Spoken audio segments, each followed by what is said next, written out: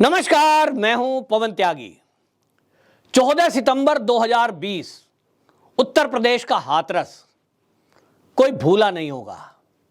आपको याद होगा कि एक सनसनीखेज खबर ने सबको चौंका दिया कि उत्तर प्रदेश के हाथरस के अंदर एक दलित लड़की के साथ गैंग रेप किया और फिर उसकी हत्या कर दी गई। जब लोकल पत्रकार वहां पहुंचे और पुलिस ने जो जांच की, उसमें गांव वालों ने बताया कि ये जो लड़की है इसका किसी गांव के लड़के से प्रेम प्रसंग था और उसके कारण ये दोनों कहीं एक जगह खेत में मिलने पहुंचे। जो ये परिवार है, इसका भाई और मां, उन्होंने इसको देख लिया। उसके बाद वहां झगड़ा हुआ और उस झगड़े में जो गांव वालों ने बोला, उन्होंने बोला कि ये हत्या उसके भाई ने की है, यानी बहन के भाई ने ही गुस्से में की है। लड़के का इसमें कोई दोष नहीं है। लेकिन मामले ने तूल पकड़ा क्योंकि लोग पहले से तैयार थे, मीडिया की तैयारी थी, विपक्ष की तैयारी थी और एंगल खोजा जा रहा था कि कहीं दलित एंगल मिल जाए और उसमें कहीं सवर्ण जाति का आरोपी सिद्ध करने को मिल जाए, तो एक नैरेटिव चलाया जाए कि जो उत्तर प्रदेश के योगी आदित्यनाथ हैं, जिनको यह कहा जा रहा है कि वो अगले पीएम हैं, उनको उस पीएम बनने से रोकने के लिए इससे बढ़िया मौका हो नहीं सकता। तो गिद्ध दृष्टि लगाया हुआ था पूरा विपक्ष और मीडिया। और हमने देखा कि जैसी रिपोर्टिंग इस हाथरस वाले केस में हुई, पूरा विपक्ष वहां रातों रात बैठा रहा और चैनलों ने 24-24 घंटे लाइव दिखाया। गांव वालों, ये पहली एक ऐसी घटना थी, ताज्जुब था। आप याद करिए, आपको कोई क्लिप ऐसी मिल जाए तो मुझे भेजिए कि यदि वो जो चैनल 24-24 घंटे वहां लाइव दिखा रहे थे, वहां से कवरेज करने के लिए पूरे भारत ही नहीं तो विदेश के पत्रकार पहुंचे हुए थे, किसी ने क्या गांव वालों की बाइट दिखाई आपको? गांव वाले क्या कह रहे हैं, पड़ोसी गांव वाले क्या कह रहे हैं? यह पहली बार ऐसा हुआ कि केवल जो पीड़ित परिवार था, जिस परिवार की लड़की वो मरी या मारी गई, केवल उनका इंटरव्यू, रोते बिलखते चेहरे। और यह भी आपको याद होगा कि किस तरह से वहां एक दूर से मध्य प्रदेश की गई हुई कोई औरत, जिसका संबंध बाद में पता चला कि वो तो एक पीएफआई के इशारे पर वहां पहुंची थी और वो वहां रह रही थी उनके परिवार में लड़की की भाभी बनकर। यानी बाहर का पूरा ग्रुप आया हुआ था और एक नैरेटिव सेट करने के लिए कि मोदी को किस तरह से और योगी को किस तरह से बदनाम किया जाए। लेकिन अब SC/ST कोर्ट का फैसला आया है, किसी और का नहीं है, SC/ST कोर्ट का है, जिसमें जजों की नियुक्ति इस बात को ध्यान में रख के की जाती है कि वो SC या ST वर्ग से हों। और उन्होंने क्या कहा है? उन्होंने अपने फैसले में कहा है कि इसमें से जो 4 लोग बंद थे जेल के अंदर, जिनके ऊपर FIR की गई थी सामूहिक बलात्कार और हत्या की, उनमें से 3 कतई निर्दोष हैं। उन्होंने कोई ना तो रेप किया और ना हत्या की। और चौथा भी जो आरोपी है, SC/ST एक्ट लगने के कारण, क्योंकि परिवार SC था, इसके कारण उस पर SC/ST एक्ट लगा है और गैर इरादतन हत्या 307 धारा लगी है, यानी हत्या नहीं बताया है कोर्ट ने। अब सवाल यह उठता है, ये 3 लोग, लवकुश सिंह, रामू सिंह और रवि सिंह, इनको 2.5 साल जेल में रहना पड़ा। कोर्ट कह रही है ये निर्दोष थे। तो अब आप समझिए, जिनके बच्चे निर्दोष हैं, क्या उनका कभी इंटरव्यू मीडिया ने दिखाया? नहीं। अब सवाल उठ रहा है कि अब ये जेल से बाहर आएंगे तो क्या इनका इंटरव्यू दिखाया जाएगा कि ये 2.5 साल से जेल में बंद थे, किस ट्रॉमा से गुजर रहे होंगे? सोचिए कि जिनका घटना से कोई लेना देना नहीं है, केवल इसलिए उनको जेल में डाल दिया गया क्योंकि वो सवर्ण वर्ग से आते हैं, वो ठाकुर जाति के थे और योगी आदित्यनाथ ठाकुर जाति के हैं। हालांकि संतों की कोई जात नहीं होती। हमारे अध्यात्म में कहा है कि संत की जात होती नहीं है। वो जब संन्यास धारण कर लेता है, गेरवा पहन लेता है, तो वो पूरे समाज का हो गया, पूरे विश्व का हो गया।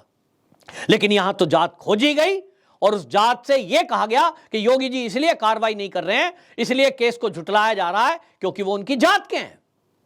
जबकि योगी आदित्यनाथ की कार्यशैली और उनकी राजनीतिक कैरियर आप देखिए कि कितने ही काम उन्होंने, ठाकुरों के बच्चे अगर कहीं अपराधी हैं तो उसके विरुद्ध ऑर्डर किए हैं, सख्त आदेश, सख्त कार्रवाई। लेकिन उनको तो टारगेट करना था, उनको टूल किट पर काम करना था। तो क्या 2.5 साल की जेल और उनका ट्रॉमा उस परिवार का कोई पूरा वापस दे पाएगा? जिस मीडिया ने लाइव चलाया और उनको दोषी बताया, क्या उनके जीवन में वो कलंक धो पाएगा?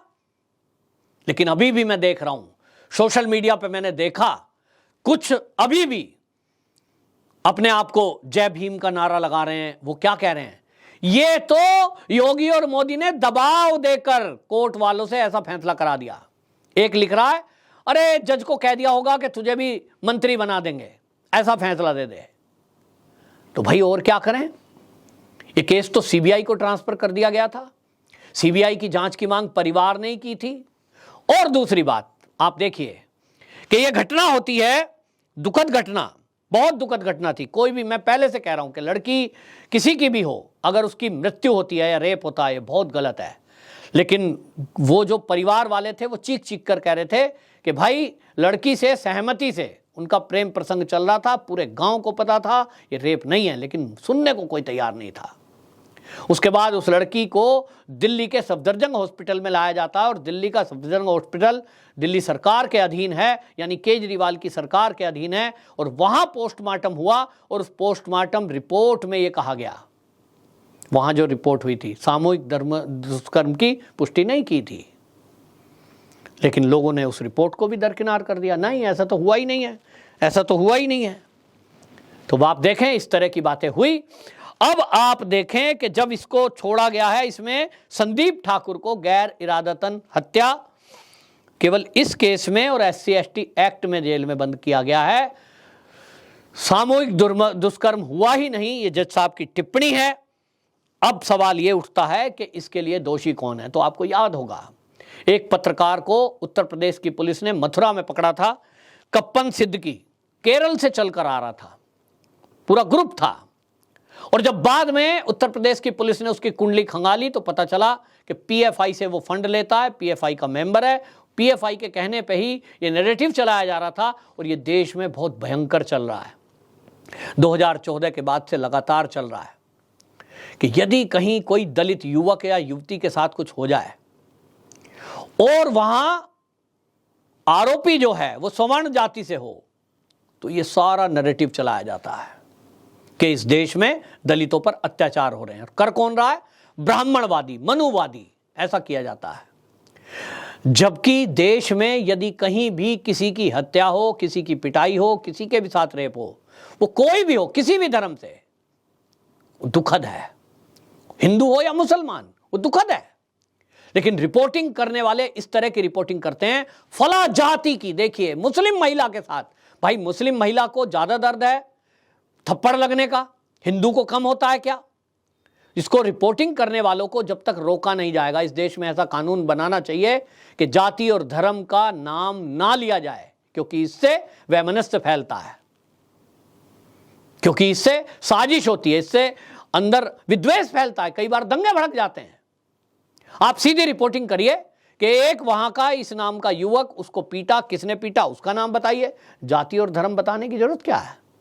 लेकिन यहां होता है, और यहां होता है। तो अब आप देखें कि ये जिस तरह की बातें कर गई हैं ये बहुत दुखद है।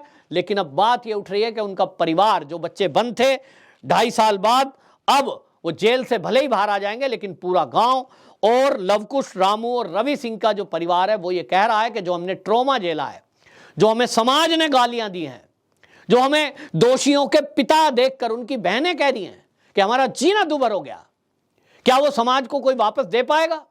जिन्होंने योगी आदित्यनाथ पर सवाल उठाए थे उनके लॉ एंड ऑर्डर की सिचुएशन पर, हां ये मैं गलती मानता हूं कि वो जो पुलिस ने रात्रि में आनन फानन में उस लड़की का दाह संस्कार किया था वो गलत था। लेकिन पुलिस अधिकारी कह रहे थे कि क्योंकि हमारे पास ऐसे इनपुट्स थे कि उस शव को लेकर पूरे प्रदेश में दंगा कराने की योजना PFI की थी और इसके कारण से हमको वो करना पड़ा। तो अब आप समझिए कि वो मजबूरी पुलिस की थी, लेकिन नैरेटिव चलाने वाले नैरेटिव चलाना चाहते थे। उस घटना को भी समझने के बजाय ऐसा प्रचारित किया गया जैसे कि योगी आदित्यनाथ के कहने पर उत्तर प्रदेश की पुलिस उस जो आरोपी हैं उसके परिवार को बचाना चाहती है। सवाल यह है कि उत्तर प्रदेश की पुलिस क्यों बचाएगी? और जब लाइव मीडिया चल रहा हो, इंटरनेशनल मीडिया पर प्रचार हो रहा हो और सारा मीडिया लाइव वहां बैठा हो, ऐसे में कोई केस कैसे दब सकता है? उस लड़की को दिल्ली लाया गया, तो दिल्ली में जब लाया गया तो दिल्ली में तो सरकार आम आदमी पार्टी की है। वो सरकारी डॉक्टर हैं। उत्तर प्रदेश के डॉक्टर कुछ कह सकते हैं, लेकिन क्या दिल्ली में भी झूठी रिपोर्ट दी गई पोस्टमार्टम की? ये कैसे हो सकता है? आपने कहा ये सीबीआई को केस सौंप दिया जाए, तो सीबीआई ने क्या ये फर्जी रिपोर्ट दी है? और सीबीआई ने सारी वो धाराएं लगाई हैं जो धाराएं सामूहिक रेप और हत्या। लेकिन उसके बावजूद यदि जज साहब कह रहे हैं कि यह सामूहिक दुष्कर्म हुआ ही नहीं, तो यह उन नैरेटिव चलाने वालों की पोल खोलता है और योगी आदित्यनाथ को बदनाम करने वालों की भी पोल खोलता है। उनके खिलाफ सख्त एक्शन होना चाहिए। योगी आदित्यनाथ जी से मैं इस वीडियो के माध्यम से कहूंगा, जिन भी पत्रकारों ने बगैर तथ्य जाने झूठ को प्रसारित किया और उत्तर प्रदेश के माहौल को खराब करने की कोशिश की, उनके खिलाफ अब केस दर्ज होना चाहिए। एक पत्रकार के ऊपर, अमन चोपड़ा के ऊपर कुछ लगा है पेनल्टी, लेकिन पेनल्टी लगना कोई हल नहीं है। ये जेल की सलाखों के पीछे डाले जाने चाहिए। जिनकी भावना दंगा विद्वेष फैलाने की हो, नफरत फैलाने की हो, उनके खिलाफ जब तक सख्त एक्शन नहीं होगा तब तक ये सुधरेंगे नहीं। आपकी क्या राय है? आप भी अपनी राय कमेंट बॉक्स में जरूर लिखें। वंदे मातरम।